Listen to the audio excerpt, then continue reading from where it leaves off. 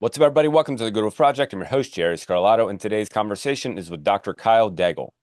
Kyle is the co-founder of Neurosolutions, a neurological rehabilitation center, which is absolutely phenomenal. He just opened a center in Dubai, which is super cool, and the co-inventor of a video game called Neurosage, which helps people improve their brain function and many other things that my brain doesn't currently understand. So, this conversation with Kyle is absolutely amazing. We talk about his childhood growing up and how he chose very early, at like 4 or 5 years old. He knew he was going to be in the medical field because of a malaria infection that his brother had and almost died from. Pretty incredible. We also talked about how his parents brought him up to problem solve and to work hard and to goal set at an early age, which kind of set him up for his personal development journey. Kyle owns 16 businesses in a plethora of industries. He, of course, puts most of his focus in his neurological center development, where he's helping people overcome central nervous system diseases and issues, which is a huge part of his life. But he also owns companies in the oil industry, in the gas industry, in the entertainment industry, and many other industries that you just look at a chiropractor and you're like, what you do what? That's incredible. So we talk a lot about how he got there and how he believes that goal setting correctly and uh, manifesting correctly is so helpful in helping you to be able to achieve the things that you want in life. And what it really comes down to is you have to change who you are today to be able to achieve what you want tomorrow. Much more in depth than that, which you'll see here in a second, but that's what it really comes down to. Make sure that you share this with anybody who's struggling to push through and achieve their own goals so that they can also be able to level up their life. But make sure you get your pen and paper out and enjoy this conversation with Kyle Daigle. Kyle, I wanted to hit record about 5 minutes ago when we first jumped on this jumped on this call. As soon as we started talking, I it was hard to find more about you. There's plenty about you out there, but there's not much backstory. And then there's certainly not much about what we were just talking about, you having 16 businesses, which we'll get to in a little bit. I do want to lay the foundation for how you got to where you are today. So as you went through college, it was all science and medical schooling as you went through college. What did your career path look like to you as you started college? Was that something that you kind of like in your head? You're like, oh, this science thing or this medical thing is something that I like, or did you just kind of like throw a dart and that's what you chose? Well, it actually started with my brother. So my youngest brother actually, he ended up having a medical procedure and ended up getting sick and got meningitis. And I watched him for 6 straight weeks in an ice bath, like screaming, excruciating. My mom and dad, they had balloons, they were praying, they were just hoping that, my brother was going to survive. And I'll never forget the day that this doctor walked in. His name was Dr. Wallace, and he walked in and looked at my mom and dad, and he said, "Your little boy's gonna be okay. He made it through it." And I watched my dad, who was my superhero, break down in tears, and he grabbed this doctor and like wouldn't let him go. And it gives me chills telling you the story, and I still when I see this, and I remember that moment, I was like, "I'm gonna be that guy one day." And so that How old literally were my you then? How old were you then? um, I was a little kid, so I had to have been probably close to 4 or 5 Jeez. years of age. Yeah, for sure. This You're is what young. this is what's crazy is that I started reading. My dad told me, he said, if you want to be super smart like a doctor, he's like, you're gonna have to read. So I started ferociously reading books when I was a little kid. I'm talking about like insane encyclopedias. I was going to be this, mad scientist. And my favoritism was actually pediatrics. I wanted to be a pediatric oncologist. I wanted to literally save little kids from cancer. And it was wild, man. I mean, I literally was getting science. Like for Christmas, most kids would ask for like big toys. I was asking for chemical sets. Yeah. And so for saying Funny. that, I grew up in a family business. My dad, his brothers, my grandfather, they started an oil distribution company, and my dad and them were involved in multiple businesses, casinos, gas stations, fast food chains.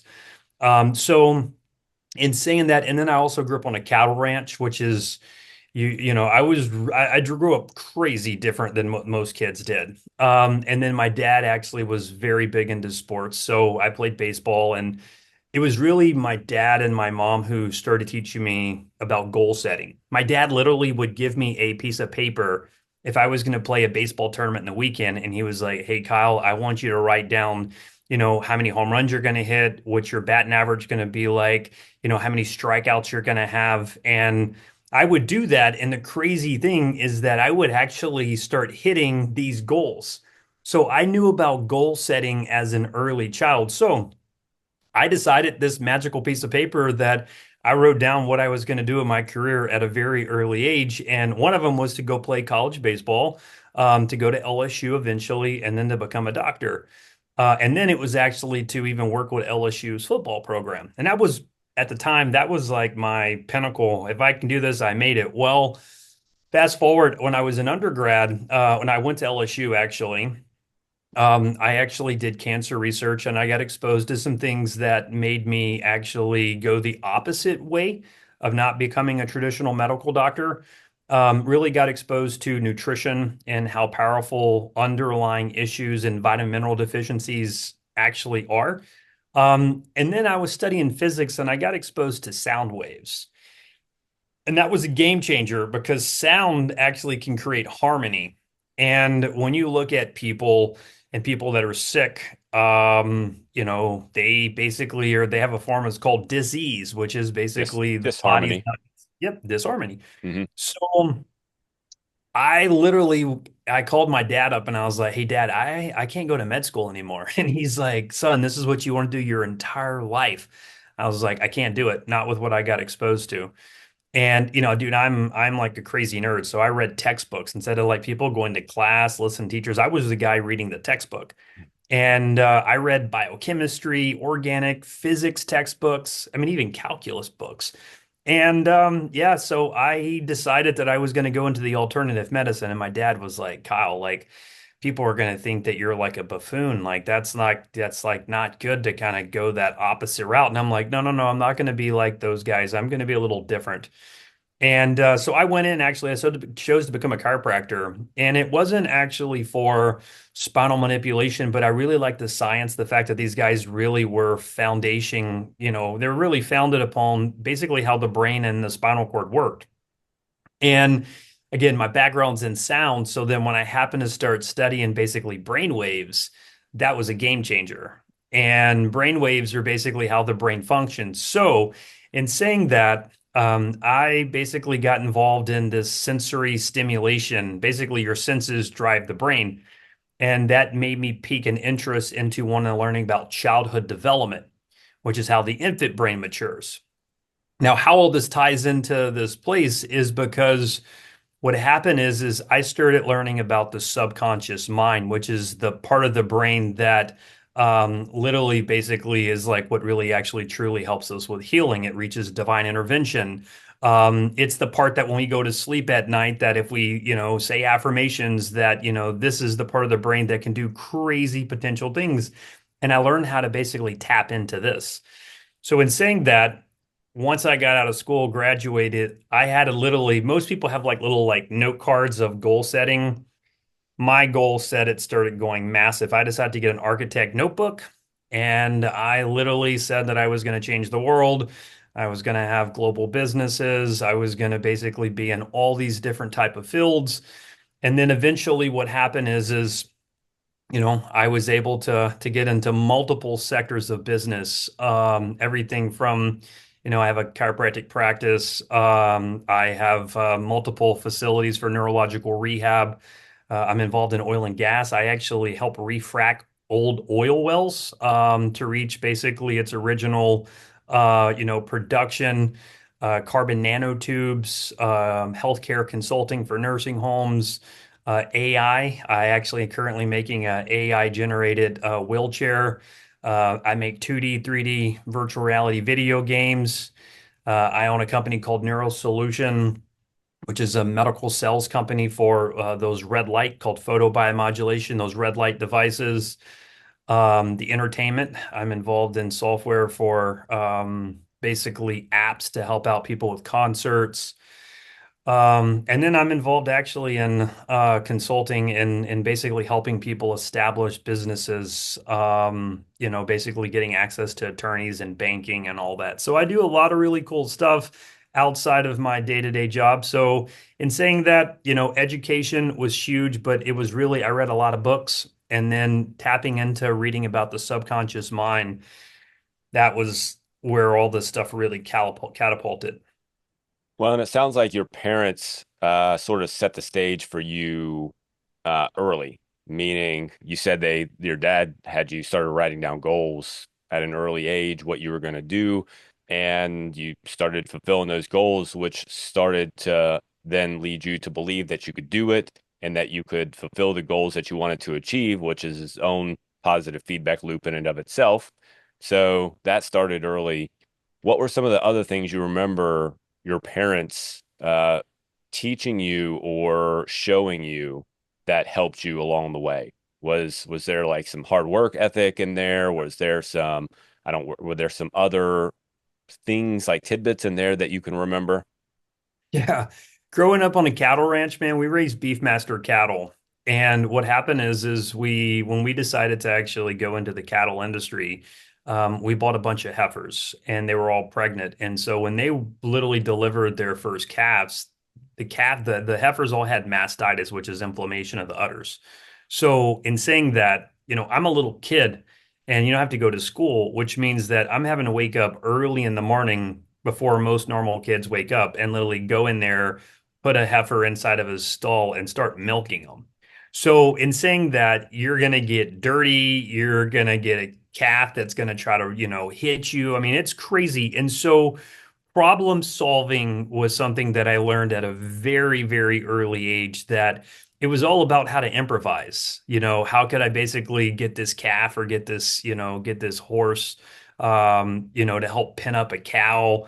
Growing up on a cattle ranch, man, you have to learn how to work hard. And you also have to always be aware of your surroundings because you never know if there's a bull in the pen that's mad. So, and that translates really also into business because business is really, I tell people, it's like a boxing match. You basically are literally trying to dodge bullets, dodge swings, and then you really just want to wear your competition out. And then you got one really good shot. You just don't know when you're going to land it. But when you get the chance to land it, you want to make sure that it sticks hard. And That's in good. saying that, that's been my mentality in business is that you can, or, even in life, you can knock me down 1,000 times. I'm going to keep getting back up. In saying that, hard work definitely, goal setting was a huge, huge, huge thing. And then my parents were really big into keeping me active. And I think that's a big thing for mental health that, exercise. Like I was running like crazy, running in the fields. It's very interesting. We even chased cows literally. Like we had, my dad would get on the horse sometimes and we were out literally on the field, on the ground running, which is a little interesting when you're literally working cattle and you're running.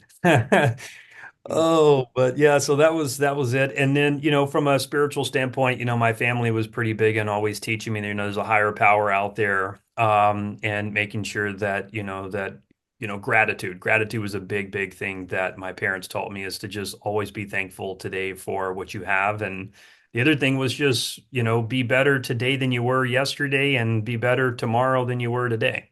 And that mentality was like pretty huge. So it just strive to always improve for, progress.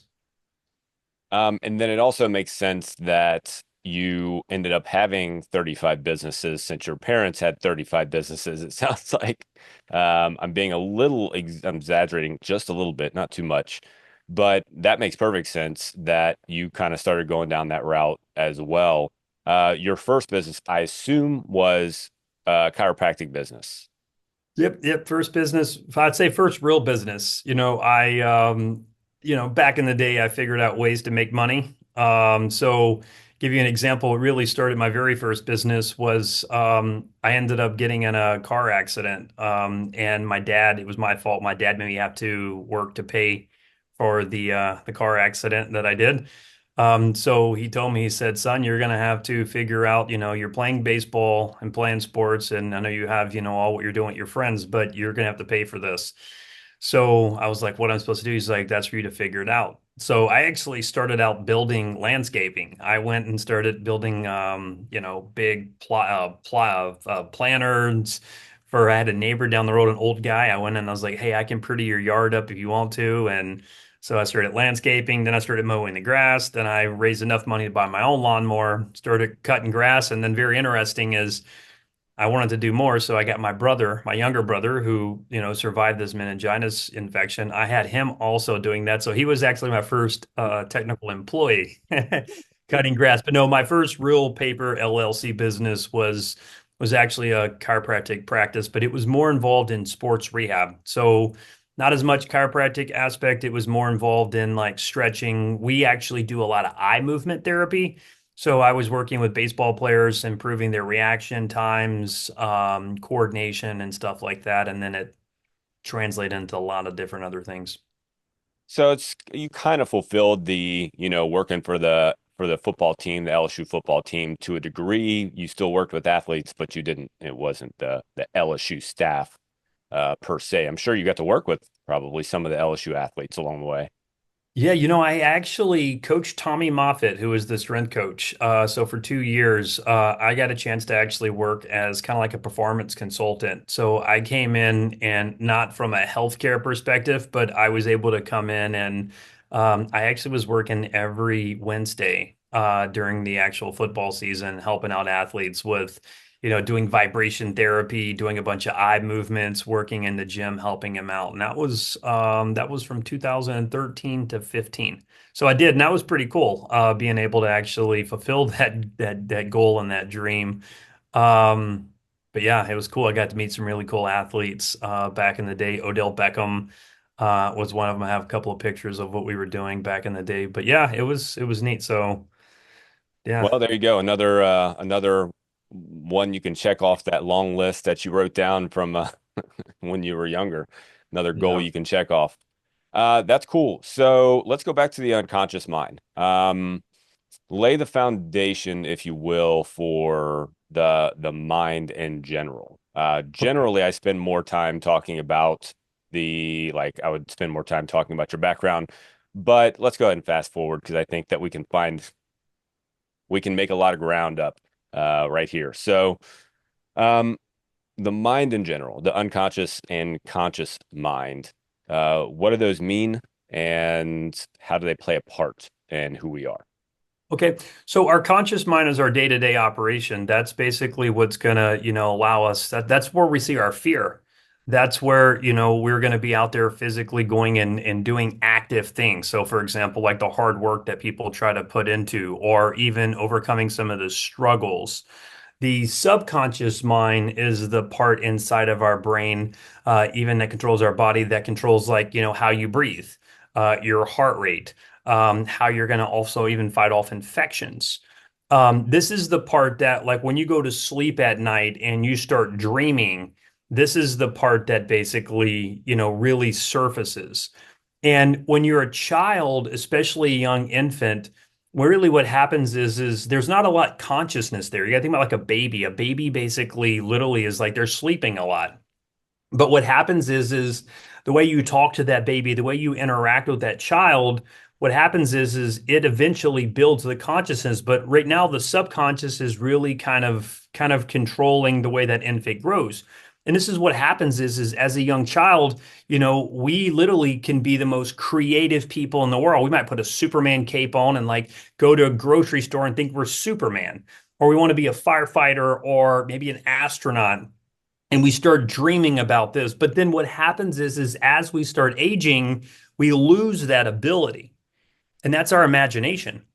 And I tell people that, I think that the imagination is probably the largest, best gift that we have to eventually fulfill our dreams if we don't allow our consciousness to stop us from basically allowing this to express itself. Now that's kind of deep. So then saying that, when you really break this down, is I tell people that what's going to determine your really true reality in life is going to be your thoughts, the level of your thinking. And most of the times we've been taught as children to play it safe.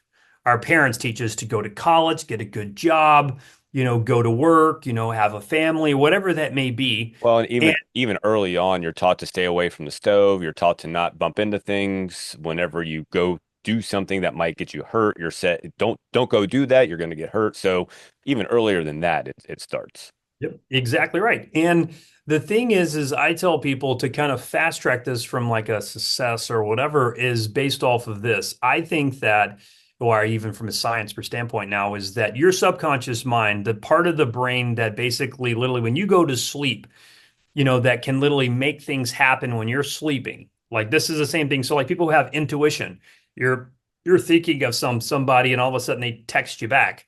Well, how do you describe that? And when you describe that, I tell people not for being, getting too religious on this thing is that there's obviously a higher power, and that higher power literally is basically created all of us.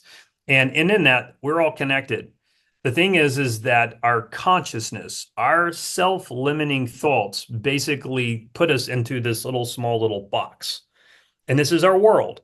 And we only know what's inside of this because this is all we've been trained. The thing is the brain doesn't know what's basically real and what's not. And so what I teach people whenever they come into like my world and they want to like reach, they're in a wheelchair, for example, and they want to walk again, and scientifically their doctor says there's no way. And that's cool because, that's basically science. But however, there's this other part inside of your subconscious mind that literally has what's called an innate intelligence. It's literally an intelligence that allows you to literally survive.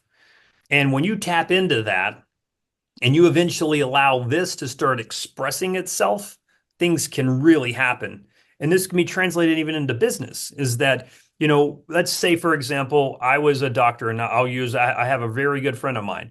So we both basically trained the exact same, although I put a lot more effort into what I was doing than what this person did. And then we both go into separate practice in different cities. And that guy's goal was to be the best doctor in his city.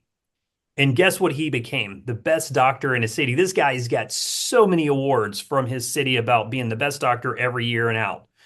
Okay, and then fast forward and you look at, or we just basically look at, a goal that I set was actually to start building multiple businesses around the world, lecturing all over the world. And what I didn't want to do is I didn't want to focus and be in this little box. There's nothing wrong with that. But I just wanted to, I thought that, if I tap into this, then, I can basically see this big, world. And in doing that, that happened. So then you got to question yourself and say, when you talk about the mind is really fed off of basically the senses. It's what you see, it's what you hear, it's what you speak, it's even how you move. And what happens is that develops all these networks, and these networks basically become memory. Well, when you go to sleep at night, your subconscious mind is starting to basically process all the basically stimulation that your body has given it. And then what happens Consolidates it. is exactly right. And so then the next day starts. And so the whole thing is that you want to basically prep your subconscious mind with things that, I tell people to think as big as you possibly can. Favorite book, probably one of my kind of favorite books I've ever read, was The Magic of Thinking Big. And, that book is great because what it does is it teaches you how to think big. And, the level of thinking basically can also determine basically your reality because the brain doesn't know what's real and what's not. So in saying that, I really tapped into neuroscience, and neuroscience was how can I enhance the mind? And I found something called cranial nerves, which is your senses, your pupil size, how you smell, how you hear, something called the vagus nerve, actually even facial tone and head tilts, posture, how the brain receives information. And I read this one concept and it said if sensory input, basically the world, is what's going to build and enhance brain development, my question in this kind of theory of neuroscience was, what if I basically start working on enhancing all of my senses? Now, in saying that, what happened is I bought a bunch of diagnostics, things that measured my pupil size, how my eyes moved, my balance, my coordination, muscle tone, even these things that monitor my brain waves. And I decided and said, let me see if I can biohack this. Because I read about the subconscious mind, and there's a couple literature out there that shows that you can really tap into this in two brain waves. Theta brain waves, which is 4 to 8 hertz, and then alpha brain waves, which is basically 8 to 13 hertz. And so these brain waves. So then what happened is I was like, all right, let me study Buddhist monks' minds. And I started looking at their EEGs. And I started seeing that these guys could reach incredible, basically theta and alpha waves. So in saying that, I started basically using acoustics, sound. Started trying to see if I can basically start alter my brainwaves with sound. But the cool thing is I had diagnostic data to do this. And then I started buying these like biofeedback and devices, something called the Muse 2 Neorhythm, a PMF device. And I started trying to biohack my brainwaves with either PMF devices, pulse electromagnetic frequencies. And then the other thing was actually breathing techniques, heart rate, actually being mindful of my breath. And I was just trying to calm my heart rate down. But what I did is I would actually take a piece of paper and I would actually like, write down in present tense, like what my imagination would be like. What would my world be like in the future? For example, I'm here in Dubai and literally I decided I was going to come here and build this business. And I told my wife, I was like, hey, I want to work on building a business in Dubai. And she's like, Kyle, we live in Louisiana. And I'm like, I know, but I'm going to do it. And so she was like, you're crazy. So what I decided to do is that I want to program my subconscious mind. So for 3 straight years, never missed a day. Every morning, I decided to spend 5 minutes watching a 4K video on YouTube of Dubai, to where I convinced myself every single morning that I was going to eventually open a business here. And one day, my wife, after like 2.5 years, she walks with me and she's like, Kyle, when are you going to give this up? She's like, I think you should maybe focus just on the United States and what you're currently doing. I was like, no, no, we're going to build one here. And she was asking me, she says, well, why? I said, because if I go and build a business in Dubai, it's the largest melting pot in the entire world. So whatever business that I have that I bring here, I can launch this thing throughout the whole entire world. Very easy. And sure enough, I had an opportunity that came to me from Dubai to come here for a research project. And then fast forward now, we have, Neurosolution Center Dubai here. So in saying that, the question is, and you're from Louisiana. So how can a guy from Louisiana randomly get found, who's waking up every morning watching YouTube videos of Dubai, and then someone just randomly says, "Hey, I want this guy to come to Dubai." Like, or is it the fact that my subconscious mind, which is the part of my brain that's connected to basically everything, that it's already been planned and prepared, but I could have give up because it didn't happen, but I knew that one day if I stayed persistent, which is basically how business works, and then I just needed that one opportunity. And when that one opportunity came, my time was to perform. And if I perform and I win, then I get the opportunity to actually bring something here that was a dream. And that right there to me in a nutshell of the mind is basically it's really about being very conscious of your thoughts. It's limiting distractions and it's knowing how to capitalize on your morning time. And your morning time is actually should be for you. It should be for you to basically express gratitude, to set your goals, to plan for the day, plan for the future, and then even close your eyes and even spend a little bit of your imagination to visualize and kind of feel exactly what it would be like. And then at the end of the day, you express super gratitude that whatever you learned, any type of problem that you went through, you should have learned something and you made it through the day. So you're grateful. And then it's like, what does the future hold? And I think that when you basically limit your distractions and you do stuff like that, and you take massive action, anything that you have on a piece of paper can come true if you're willing to put the time and effort into making it happen. So why morning time? And not that I'm disagreeing with morning time. Why morning time and not evening time when focusing on the thing that you're trying to do? Because if your brain's consolidating at evening time, And that's when your brain's also naturally going into those brainwave states where your, I think it's what deep sleep is when your brain goes into alpha states or theta state. I can't really remember exactly, but it kind of goes into those brainwave states where it's super relaxed and it'll consolidate those things into your subconscious. Why would you also want to focus on that at night as well, as far as the things you're trying to accomplish? Yeah. So the two best times to actually tap into the subconscious mind are going to be first thing as soon as you wake up in the morning and right before you go to bed. Because what's going to happen is how it works like this is your brainwaves go in this pattern. So delta is the brainwave that you go when you go into REM sleep. So delta is when you're like, you're out. The next brainwave above that is theta. And theta is when you wake up in the morning and you're kind of a little bit more drowsy.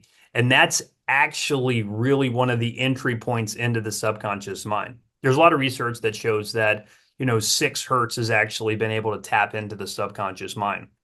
So that's in a theta state. And there's a guy named Jose Silva who has something called the Silva method, and he's really big into alpha. So his kind of theory is as soon as you wake up in the morning, you basically count back from 100 to 0, and then you look up with your eyes about 20 degrees, and then you start basically trying to focus on the future. And what that does is it puts your brain into an alpha state. Okay, so first thing you wake up in the morning, again, this is just from a research perspective, that's basically, a time that, I mean, from what I've seen and what I've gathered and what I practice and teach is also you do it early in the morning, and then again, right before you go to bed, again, you can do it again. Now, there's nothing wrong with doing it mid-morning. I tell people that's actually a pretty good time to bring your vision board out. Is that, let's say that you're working through the day and all of a sudden you have all these problems and obstacles and you're getting frustrated and stressed out, and you need to be, and you're getting, you don't know what to do. The first thing is what's your purpose? Why are you doing what you're doing? And then from there, what happens is a lot of times problems are really set and still for you to basically learn. And I tell people this all the time, like a lot of times the level of stress that you can manage also can also eventually turn into the reward. And that may even include in finances. I work with a lot of high level executive CEOs. And, one of the guys I asked him, I said, what does it take to be a CEO?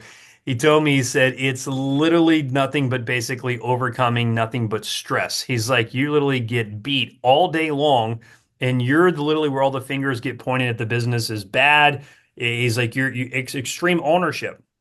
He's like, so in doing this, these guys practice stoicism. And stoicism, you probably know about that, but stoicism, these guys basically literally spend every morning, they'll focus in on 5 to 10 minutes of if everything basically went to heck and everything basically went down, how am I going to respond? And so, again, what they're doing is they're putting their brain in a challenge situation to make sure that they know how to react to any type of problem. And I work with, trauma doctors, ER doctors, and a lot of these guys actually practice stoicism. And it's like, if 5 people come in with brain injuries, how are we going to treat all these people? And if that guy is prepared mentally, then when he's involved in that situation, he can remain calm and he knows how to delegate to be able to basically win.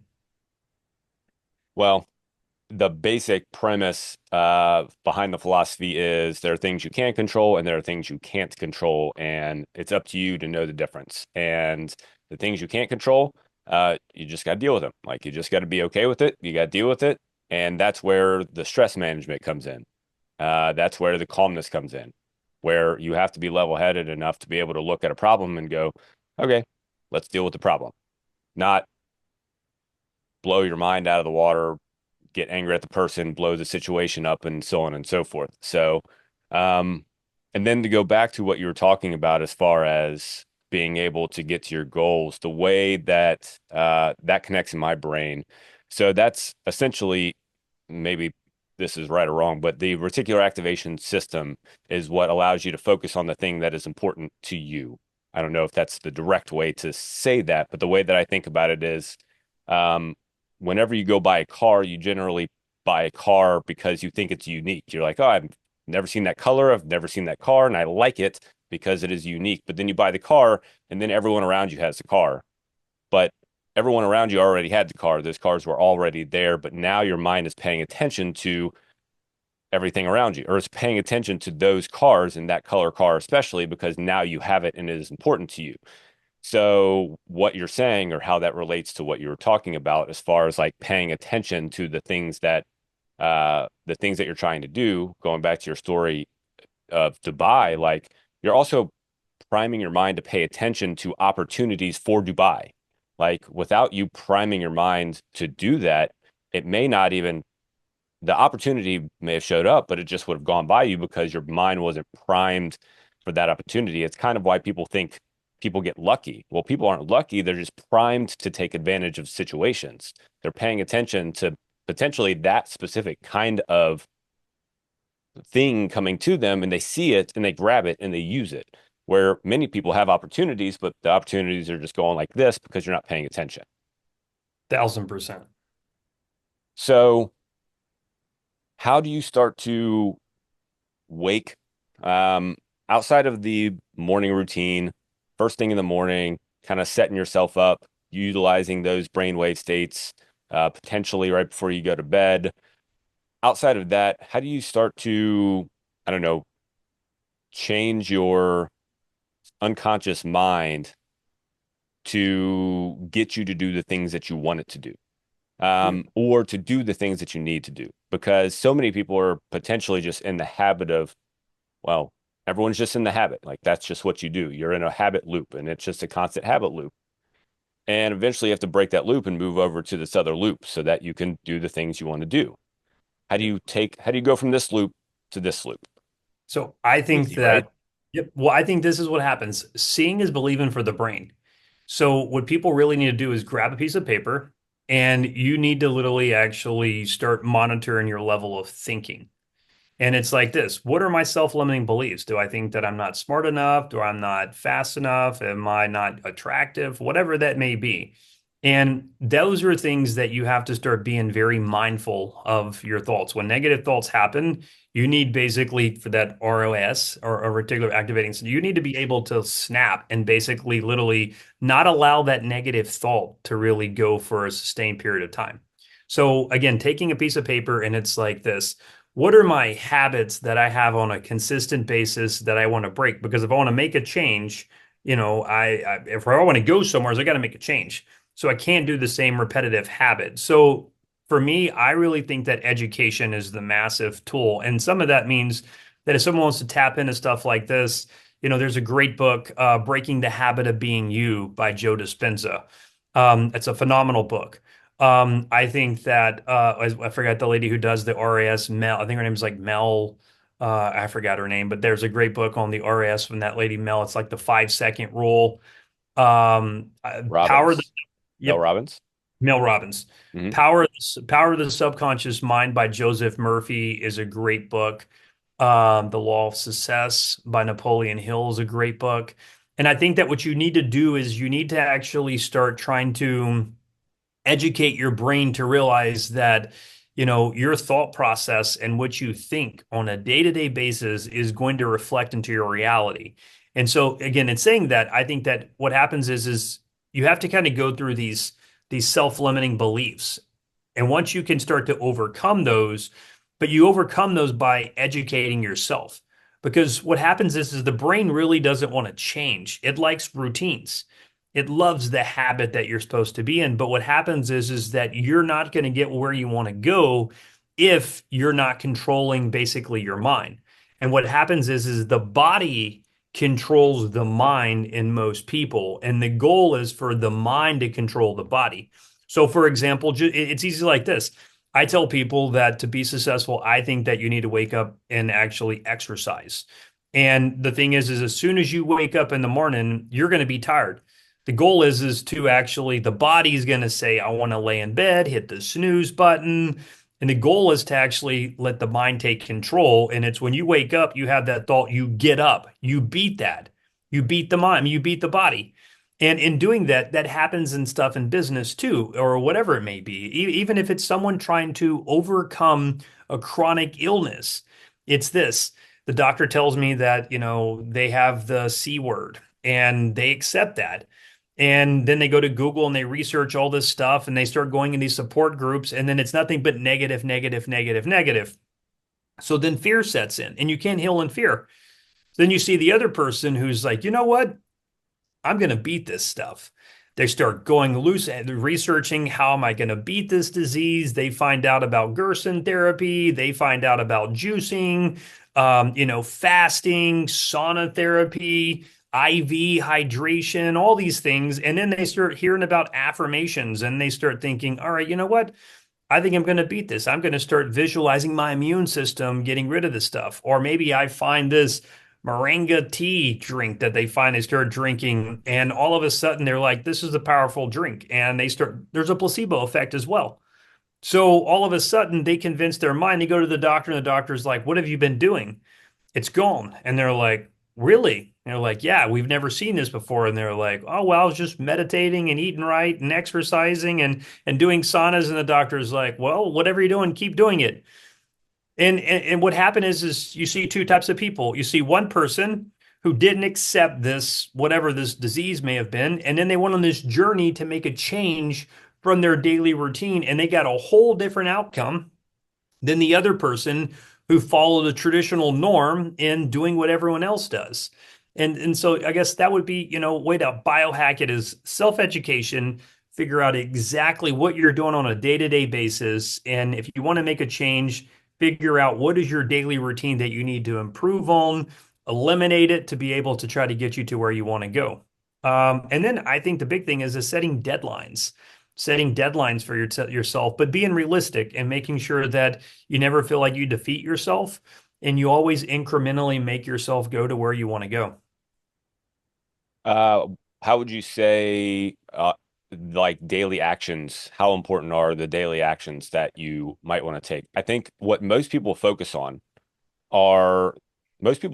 I think, on the goal. Like, and they think that that's what's going to allow them to then continue to follow through with the thing.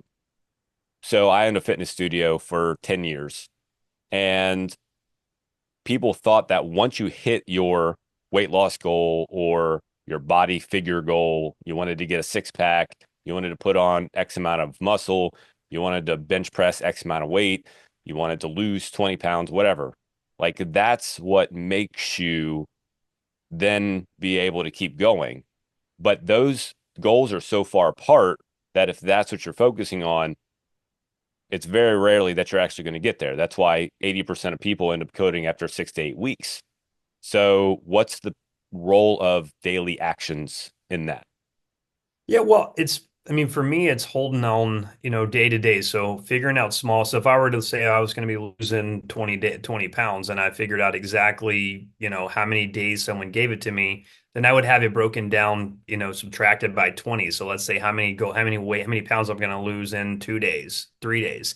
So I'll give you an example. So for me, what I basically do, I break everything down basically. So at the end of the year, so in December, how I break down all these goals is I take the annual goal and then I break that annual goal down into quarters. So every 4 months, and then I have those things. Then I take those and then I break those things down into literally a monthly goal.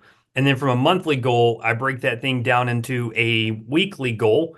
And then from a weekly goal, I break that thing down into literally basically half. So it's like this. I want to know day to day. But then also, I even got really, now again, I micromanage everything. I broke it down into a half a day.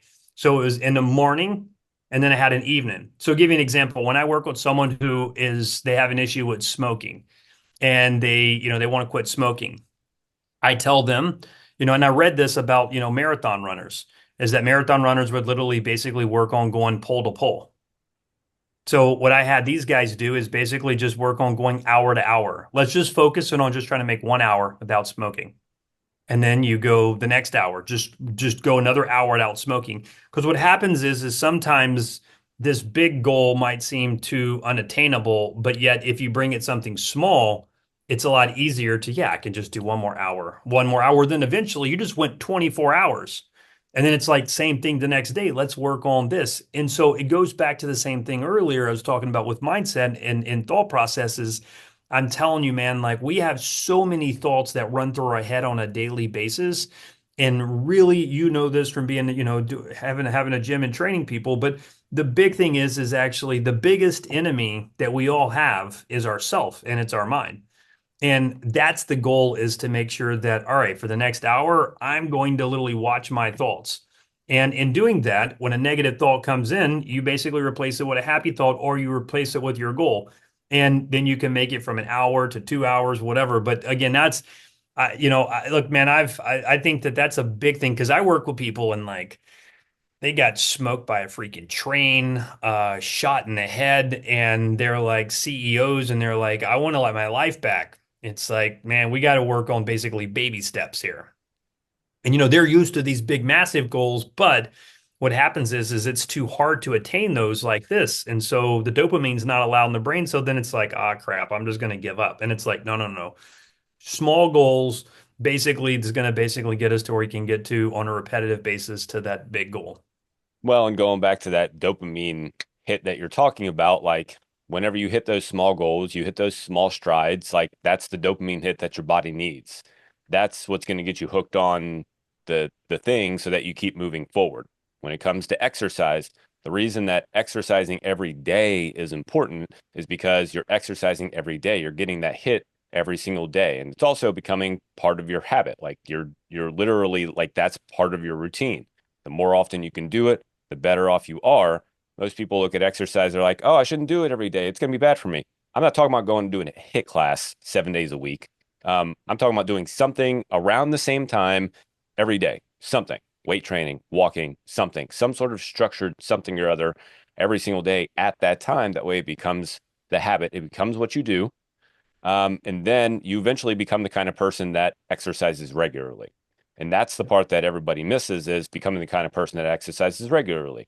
That's why health and fitness has historically just been terrible at keeping people going, because you focus on the new diet, the new exercise, the new thing. You don't focus on the development of you changing from this person to that person, you changing your belief from this, I believe I'm this kind of person, to now I believe I'm this kind of person. And as far as I know, that's why smokers have such a hard time, because they see themselves as a smoker. So if they quit smoking, it's like, I'm a smoker, but I just don't smoke right now.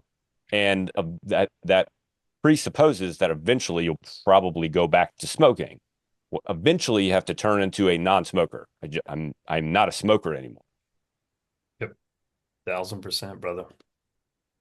So I think we covered a good bit. I want to let's go into manifestation for just a second, because you brought it up before we were talking, and we've indirectly hit on it throughout all of this. Yes. Um, Tell me more about your thoughts about manifestation, because my when I hear the word, and I think when most people hear the word manifestation, it's like, okay, let me sit here and visualize this thing, and pop, there's this thing in front of me. Now, clearly, everybody knows that that's not real. But at the same time, it feels like there are people out there who are promoting some level of that. Like, just think about it long enough, and eventually it'll just become a thing. But what does it mean to you? Yeah, well, I think manifesting is really tapping into the imagination. And that basically is really all it is being able to hold thoughts of what you want, whatever it is, the future, going on a vacation, having this sports car, having a job, having a kid, family, whatever it may be. But what happens is this, the basically the emotions that we can develop actually trigger literally fillings in the brain. And fillings in the brain basically can reflect out, because what happens is the brain has this thing called it's like the law of I should say this. There's the law of abundance, and even the law of increase. And so, for me, I'm very big into this, and I know a lot of times people say, "Well, it sounds foo-foo," and it's like, "Hey, look, that's cool because I don't really care what other If people's, it works, hey, I'm down with yeah, fufu all day long. yeah, but what it really is really tapping into the imagination, and it's priming your imagination, which is again going to be part of the subconscious mind as to what do you want the future to look like? What do you want, to have? What is your goals? What is your visions? And then the next thing is actually start taking actions, but it's recognizing, as you're talking about the RAS system, it's starting to try to recognize those opportunities, because you never know. So for example, you hate your job. I want to basically get a new job. And then all of a sudden you're like, well, first of all, it's like, what kind of job do I want? And you're like, well, maybe I want to do consulting. And then, you start thinking maybe about what would it be like to be a consultant, man? I can basically just link people up. I know a couple of people. I know some businesses. I can maybe link, this.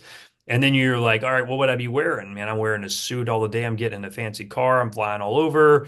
And then someone, a couple of weeks later is like, hey, my dad actually, he owns a consulting firm and he's looking for someone to join because actually we had someone who worked for him. He died or maybe they quit, left on him.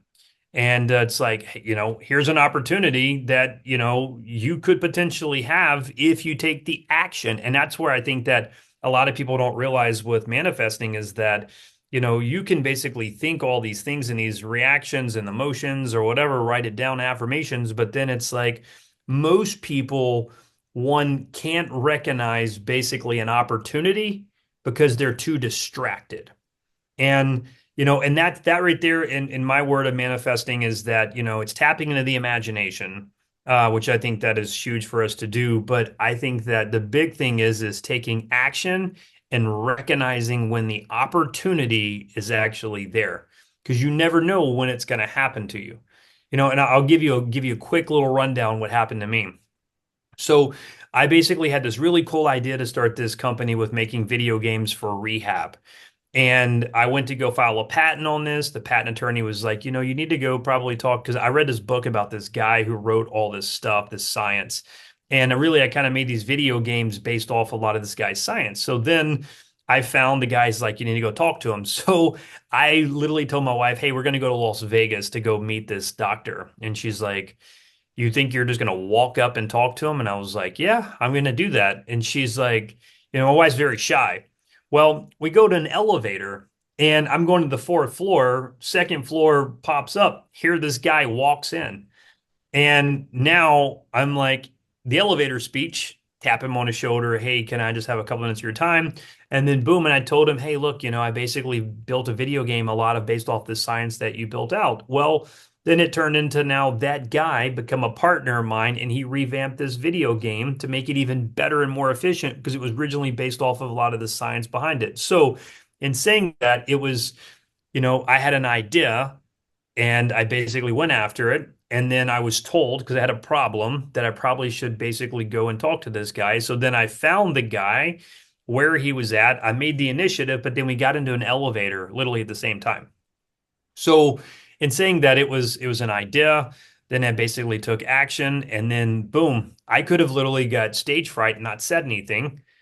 But, it was my one shot. And fortunately, I was prepared enough to be able to, to basically win that. And so now I have some really cool video games. That's cool. The distraction part. I completely agree with you on that, but what do you unpack that a little bit for me? Okay.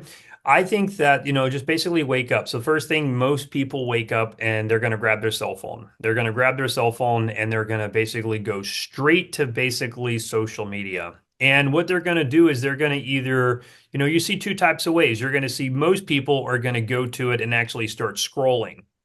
Well, the thing is that they're going and basically seeing the world instead of basically what these guys basically should be, in my opinion, trying to feed the brain. I think that you should basically, if you're going to do that, you should probably see scrolling of what do you want your future to be? Because then all of a sudden, what happens is once you start scrolling, you're looking at other people. And then the thing that happens is now we start basically comparing ourselves. Oh, this person's in Bali. This person went to Costa Rica. This person's snow skiing. Crap, I got to go to work today. And so then you Keeping up fill with in. the Joneses. Exactly right. So now what happens is you now literally woke up and you've already put yourself basically in a negative position because you just activated self-worthlessness versus, and so that right there is a distraction. I think the other thing is, for example, most people, I'm a weird guy, but like I listen to, instead of the radio, like driving to work, I'm actually listening to like affirmations or I'm listening to podcast. Most people are like listening to the radio. Nothing wrong with that. But what happens is I want to basically grow with whatever field I want to be in, whether it's personal development, business, mindfulness, science. So I want to make sure that, I don't waste that time. Then the other thing goes is lunchtime.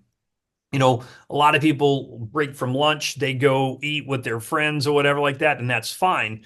And I started learning to capitalize off of that lunchtime to myself. And it was basically either reading, it was doing affirmations, it was looking at goal setting, and then you see the ride home. And that ride home could be listening to music, which, in my opinion, I think could be a distraction. Or you could be aiding that by basically listening to podcasts, like what you're doing here, and or listening to an audiobook, affirmations, or even just tapping your imagination. And so, in saying distractions, I think that partying and a lot of those kind of things, I think that are big distractions for people if you want to go to a certain level. Nothing wrong with people who want to do that. Everyone's entitled to that, but I think that, distractions, I think social media has become a very big distraction. I think that, it's also, again, obviously you're into training. So most people, they're not exercising. So most of these people are, drinking a bunch of caffeine and smoking cigarettes and all these things. And they don't realize that, they could wake up early in the morning and use that time to themselves. Maybe go get circadian rhythm and watch the sunrise and sunset and exercise, maybe do a cold plunge or something like that, or a sauna. But distractions to me, I think the biggest distractions people have is basically going to social media and it's comparing themselves with other people. Well, and what's amazing is, so people before phones were even a thing, people already spent 2 to 4 hours a day watching TV. So that's still there, that two to Yeah. four hours a day, still there. Then you throw the phone on top of that, and I think people spend now on average like 4 to 6 hours a day on their phone. On their phone. I'm like 4 to 6 hours a day. But if you look around, I'm like, that can't be right, can it? But if you look around, that's probably right. Like, because literally here's the crazy thing. I'm thoroughly surprised that more people don't get hit by cars or cars don't hit more people or like things like that also because people are like on their in their car they're looking at their phone and then people when they're crossing the street they're looking at their phone. And I walk to there's a park zero point 0.6 miles from my office and I walk there every day for lunch. I walk the trail and then I walk back. And every day when I walk, if I walk by somebody 9.9 times out of 10, when they see me coming, phone comes out and they're staring at their phone as I walk by them so they don't have to connect with me. I could be a killer and I could literally just jump like whatever, like some crazy thing could happen and they would be oblivious to it happening, even if I'm right in front of them because they're so worried about not making eye contact with me and being distracted by their phone. Right. So, at any rate, there's a book called Stolen Focus by Johann Hari, which you might appreciate. He goes real in depth on like the development of the phone and the development of like infinite scroll, which is the code that allowed us to be able to keep scrolling on the phone. If you remember, like 15 years ago, maybe 10 years ago, you had to go to the bottom and then hit next. You had to literally go to the next page. Maybe you don't remember because you're one of the smarter people that did not jump on social media, but like when MySpace and Facebook first came out, like you had to hit next to go to the next page. There was not an infinite scrolling of the thing. Well, once they figured that out, that's when like people really became addicted to it because all of a sudden, like you said, you just sit there and you go like this. And literally you could waste an hour just sitting here doing that and you have no clue that it happened. It's crazy, man. Forgot about TV, man. I quit watching TV at 18 years of age, and it was wild. My poor wife, she loves to go to movies, and I fall asleep if I go to movie, and really it's just I don't get really interest in television. But no, I've seen people watch Netflix all day long and Netflix binges, and I'm like, man, again, nothing against it. That's that if that's what that motivates them, that's great. But there's just so much potential they could be utilizing instead of just laying on a couch eating potato chips watching Netflix. And my belief is that whether it's been intentional or not, society has been ingrained to believe that their potential is less than what it is. Again, whether it's intentional or not, that part's up for debate, but we have essentially been taught to just not be ambitious about things, that it's bad to be ambitious, that it's bad to be successful, and that you should just feed your Epicurean side, if you will. Those were the other ones, the other philosophers that were around back in the Greek times, the Epicureans. They take advantage of life and be and eat everything, and just that's basically what we've been taught as a westernized society, especially. Yep, I agree with you. So, man, I appreciate it. I think we could just keep going down rabbit holes all day long, but we've hit some good points. Incredible story, man. I appreciate you sharing it all with me. Where can people find you if they want to find out more? Yeah, so if you just go to drkyledaigle.com, that's the best way. I have pretty much every link to social media and all the things right there, but that's the best place, drkyledaigle.com. Very good. Kyle, I appreciate you so much, brother, and thanks for everything you do for society. Thank you, Jerry.